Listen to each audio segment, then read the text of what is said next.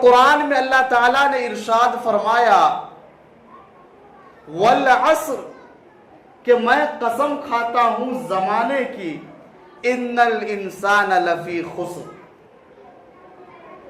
کہ دنیا کے سارے انسان، چاہے وہ امیر ہو یا غریب، چاہے کالے ہو یا گورے، چاہے اونچے خاندان سے تعلق رکھنے والے ہو، ہر انسان خسارے اور نقصان کے اندر مبتلا ہے، الا الذین آمنوا، ہاں کچھ ایسے لوگ ہیں جو اس خسارے اور نقصان سے بچے ہوئے ہیں۔ کون ہے وہ لوگ؟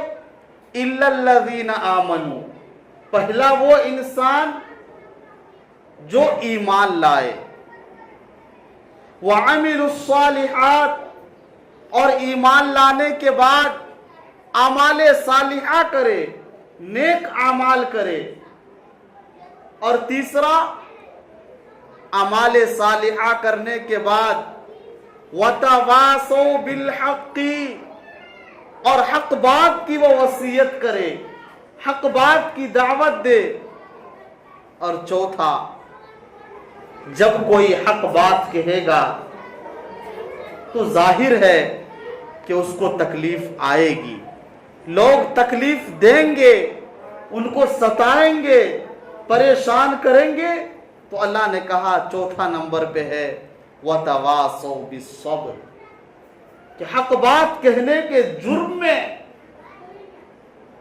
جو اس کو تکالیف پہنچے اس پر وہ صبر کرے۔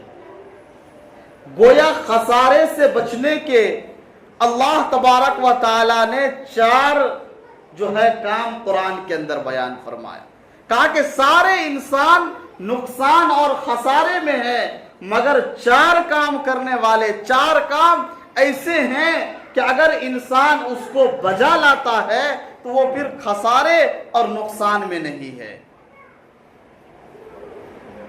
نمبر 1 ایمان لانا، اعمال صالحہ کرنا، اور ایک حق بات کی وصیت کرنا۔ حق بات کی وصیت کا کیا مطلب ہے؟ یعنی فرائض کے بجا لانے کی لوگوں کو دعوت دینا ہے۔ اگر کوئی انسان فرض کو چھوڑ رہا ہے، اس کو اس فرض کو بجا لانے کی وصیت کرنا ہے۔ نماز نہیں پڑھتا، نماز کی دعوت دینا ہے۔ زکوٰۃ ادا نہیں کرتا ہے تو زکوٰۃ ادا کرنے کی دعوت دینا ہے۔ اسی طرح اگر وہ روزہ نہیں رکھتا تو روزہ رکھنے کی دعوت دینا ہے۔ الغرض جتنے بھی فرائض ہے، اگر اس کے زندگی سے فرائض چھوٹ رہے ہیں تو اس فرض کو بجا لانے کی وصیت کرنا ہے۔ اور صبر کی تلقین کیا ہے؟ صبر کی یہ تلقین ہے، علماء فرماتے ہیں کہ منکرات سے ان کو روکنا ہے۔ اگر وہ کوئی گناہ کر رہا ہے تو اس گناہ سے اس کو روکنے کی کوشش کرنا ہے، روکنے کی دعوت دینا ہے، یہ ہے صبر کی وصیت۔ گویا آخری دو چیزیں جو اللہ نے بیان فرمایا کہ حق بات کی دعوت دینا ہے اور مصیبت پر صبر کرنے کی تلقین کرنا ہے، اس میں گویا اللہ نے امر بالمعروف اور نہی عن المنکر کو بیان کیا ہے کہ انسان کو کامیاب ہونے کے لیے 4 عمل کرنا ہے۔ نمبر 1 ایمان لانا ہے، اس کے ساتھ اچھے عمل کرنا ہے۔ چوتھا حق بات کی دعوت دینا ہے، یعنی امر بالمعروف کرنا ہے۔ اگر کوئی فرائض کو چھوڑ رہا ہے تو اس فرائض کو بجا لانے کی دعوت دینا ہے، اور برائی سے اس کو روکنا ہے۔ اب برائی کو کس طرح روکے؟ اللہ کے نبی نے اس کے 3 درجہ بیان فرمایا۔ کہا کہ سب سے پہلے من رآ منکم منکرا فلیغیر بیدہ، کہ برائی کو روکنے کا سب سے پہلا درجہ یہ ہے کہ آدمی اس برائی کو اگر ہوتا ہوا دیکھے تو اس کو ہاتھ سے روکے۔ ہاتھ سے کیسے روکے گا؟ کیا مطلب اس کا؟ ہاتھ سے روکنے کا مطلب یہ ہے کہ اگر خاندان میں توجہ چاہتا ہوں میں، بڑی قیمتی بات ہے کہ اگر خاندان میں کوئی ایک ایسا فرد ہے اور ہوتا ہے کہ سارے خاندان والے اس کے رائے مشورے سے چلتا ہے، شادی ہو تو کپڑا کہاں ہونا ہے اس سے مشورہ کرے گا، کتنی گاڑیاں جائیں گی ان سے مشورہ کرے گا، مہمانداری میں جانا ہے کون کون جائے گا اس فرد سے مشورہ کرے گا۔ الغرض خاندان میں اگر کوئی ایسا فرد ہے جس کی بات مانی جاتی ہو، اگر خاندان میں کوئی ایسا انسان ہے کہ اگر کسی خاندان والے فرد کو کسی بات کا حکم کر دے تو اس کو بجا لائے، اگر کوئی ایسا انسان ہے کہ خاندان والے کو کسی چیز سے روک دے تو وہ رک جائے، اگر کوئی ایسا انسان خاندان میں موجود ہے، ایسا لیڈر اور ایسا سربراہ، ایسا رہنما موجود ہے، اب اگر خاندان میں کوئی برائی کر رہا ہے، کوئی نماز چھوڑ رہا ہے، کوئی شراب پی رہا ہے، کوئی زنا کر رہا ہے، کوئی جو ہے حرام کاموں کے اندر مبتلا ہے، اب اس سربراہ، اس خاندان کے جو سرگنا اور رہنما ہے، اس پر فرض ہے، مولانا تقی عثمانی صاحب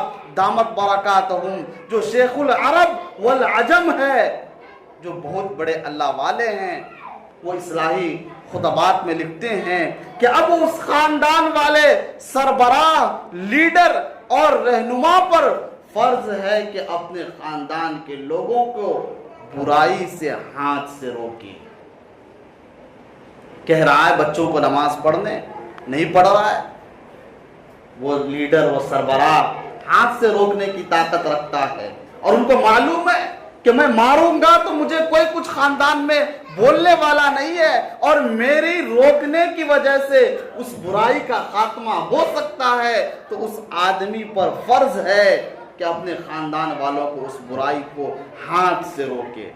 وَإِن لَّمْ يَسْتَطِعْ فَبِلِسَانِهِ، ہاں اگر اب ہاتھ سے روکنے کی طاقت نہیں ہے تو اس کو زبان سے روکنا ہے۔ زبان سے روکنے کا کیا مطلب؟ اگر کوئی انسان برائی کر رہا ہے، میرے پاس وہ طاقت قوت نہیں ہے کہ میں اس کو ہاتھ سے روک سکتا ہوں، تو اس کو زبان سے جا کر سمجھانا ہے اور کہنا ہے کہ بھائی تم نے جو یہ کام کر رہے ہو، تم جو یہ کام کر رہے ہو، یہ غلط کام ہے۔ زبان سے بھی روکنے کے بہت سارے اصول آداب ہے، ایسا نہیں آج کے زمانے کی طرح کہ اگر کہیں برائی ہوتا ہوا دیکھتے ہیں اور روکنے کے لیے بھی جاتے ہیں تو ہماری زبان کینچی کی طرح چلنا شروع ہو جاتا ہے، مجمع میں بھرے لوگوں میں ان کو جو ہم سمجھانے کی کوشش کرتے ہیں۔ میرے بھائی قرآن میں اللہ نے فرمایا ادعو الی سبیل ربک بالحکمت والموعظۃ الحسنہ، برائی سے روکنا ہے لیکن حکمت کے ساتھ روکنا ہے، نرمی سے روکنا ہے، محبت سے روکنا ہے، شفقت سے روکنا ہے۔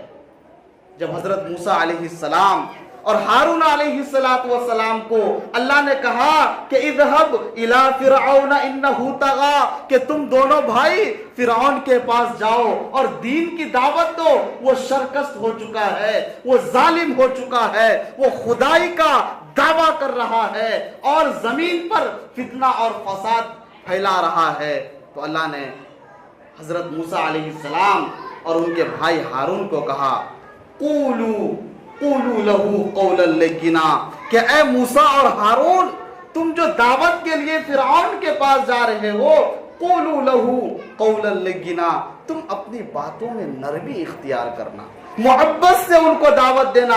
اللہ کو معلوم تھا کہ فرعون شرکس ہے، وہ ظالم ہے، وہ ہٹ دھرم ہے، وہ شیطانوں کا گرو ہے، وہ ایمان لانے والا اتنا آسانی سے نہیں، اللہ کو معلوم تھا، پھر بھی اللہ نے حضرت موسیٰ اور ہارون کو کہا قولوا لہو قولا لینا، کہ اپنی باتوں میں نرمی اختیار کرنا۔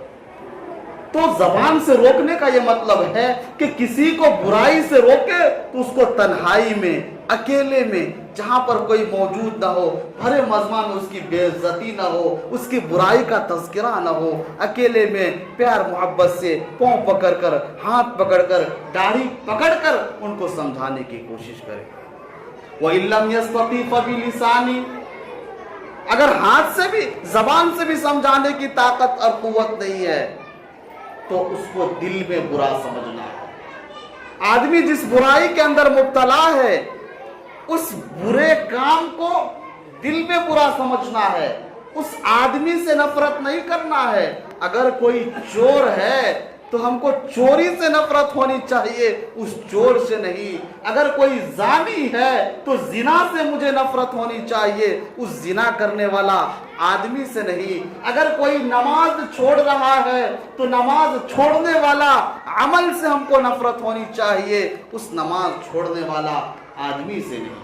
یہ جو ہے امر بالمعروف اور نہی عن المنکر، یعنی برائی کے روکنے کے یہ درجات ہیں۔ اگر ہم لوگ برائی ہوتے ہوئے دیکھیں اور اس کو نہ روکے تو اس سے کیا ہوگا؟ کیا کوئی مصیبت پریشانی ہمارے اوپر آئے گی؟ جی ضرور آئے گی۔ میں نے کل ہی ایک حدیث فضائل اعمال میں، تعلیم میں جو ہے لوگوں کے سامنے پڑھی ہے، اس میں آپ صلی اللہ علیہ وسلم ارشاد فرماتے ہیں کہ اگر کسی قوم، کسی جماعت اور کسی بستی میں ایسے گناہ ہو رہے ہو، کوئی انسان ایسا ہے جو کھلم کھلا گناہ کر رہا ہے، اور اس بستی والے، اس قوم اور اس جماعت کے لوگوں کو یہ طاقت حاصل ہے کہ اس برائی کو روک سکے، اور اس کے باوجود اس برائی کو نہیں روکتا ہے، روکنے کی کوشش نہیں کرتا ہے، تو مرنے سے پہلے پہلے اللہ تبارک و تعالی اس قوم کو، اس بستی کو، اس جماعت کو عذاب کے اندر مبتلا فرما دیتے ہیں۔ آج ہمارے معاشرے پر غور کیجئے کہ کتنی ایسی برائیاں ہم میں موجود ہے، ہمارے اڑوس میں، پڑوس میں، ہمارے محلے اور بستی میں، خود ہماری ذات میں، ہمارے گھروں کے اندر کتنی برائیاں موجود ہے۔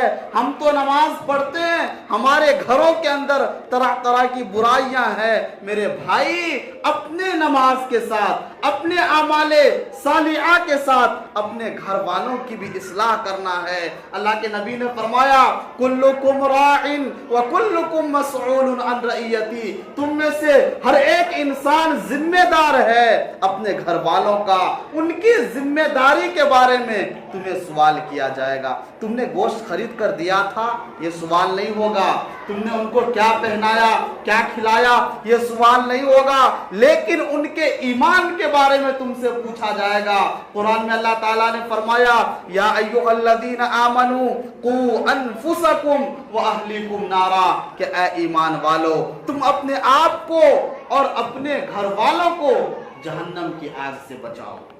تو اپنے گھر والوں کو بھی برائی اگر ہوتا ہوا دیکھے تو اس کو روکنے کی کوشش کرے، اور دل میں برا سمجھنے کا یہی مطلب ہے۔ تقی عثمانی صاحب لکھتے ہیں کہ دل میں برا سمجھنے کا یہ مطلب ہے کہ اس برائی پر ایسا ناراضگی کا اظہار کرنا ہے کہ ہمارے چہرے پر شکن آ جائے، سامنے والے کو پتا چل جانا چاہیے کہ ہمارے اس کام سے، ہماری اس برائی سے سامنے والے کو تکلیف ہو رہی ہے، وہ ہم سے ناراض ہے، لیکن ہمیں اس کی کوئی پرواہ نہیں۔ اگر وہ برائی کر رہا ہے کھلم کھلا تو برائی ہونے دے، ہمارا تعلق ان کے ساتھ بحال رہتا ہے۔ کبھی بھی یہ نہیں ہوتا کہ وہ برائی میں ہے ہم اس سے جو ہے تھوڑا کنارہ کش ہو جائیں، ان سے الگ ہو جائے، ناراضگی کا اظہار کرے، یہ ہمیں کبھی نہیں ہوتا ہے۔ دل میں برا سمجھنے کا یہی مطلب ہے کہ ہمارے چہرے پر شکن آنا چاہیے، سامنے والے کو پتا چلنا چاہیے کہ ہمارے اس برائی سے ان کو جو ہے ان کے اندر ناراضگی ہے۔ اللہ تعالیٰ ہم سب کو کہنے سننے سے زیادہ عمل کی توفیق عطا فرمائے۔ اللہ تعالیٰ ہمارے معاشرے سے تمام طرح کی برائیوں کو ختم فرمائے، ہمارے بستی کو اللہ تبارک و تعالی ہدایت کے ہواؤں سے عام اور تمام فرمائے. اللہ تمام لوگوں کو مسجد آباد کرنے کی توفیق عطا فرمائے. وآخر دعوانا ان الحمد للہ رب العالمین.